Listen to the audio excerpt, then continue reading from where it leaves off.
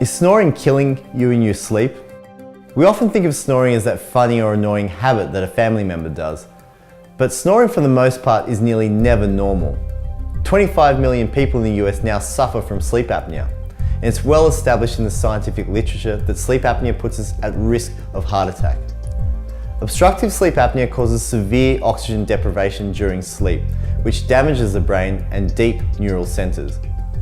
In the daytime, the blood-brain barrier is tightly regulated to protect our brain cells from the outside world. When you sleep, the brain is getting much needed rest. It uses this time to release metabolites which are built up during the day. The blood-brain barrier relaxes and allows cerebrospinal fluid to flow through the neural cells and clean out built-up debris. Sleep apnea causes dysfunction of the rhythm of the blood-brain barrier, which prevent this crucial cleaning process.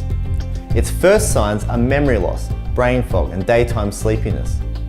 Specific areas of the brain shrink during sleep apnea, and these are the areas that control blood pressure response, short and long-term memory, and breathing centers. The patterns are the same as what we see in chronic alcoholism.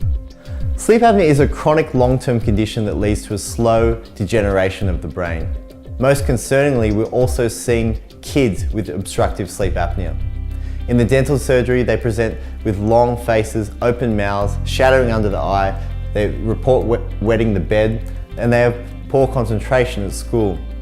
Up to 10% of children are now taking ADHD medications, and research confirms that we know that many of these kids are simply have an underlying sleep disorder. Their brains are starving of oxygen. Snoring and breathing dysfunction is caused by poor jaw growth development that fail to support the airways and proper skeletal growth. If you or a loved one snores or suspect the symptoms of sleep apnea, consult an airway-focused health professional immediately. You may just save their life.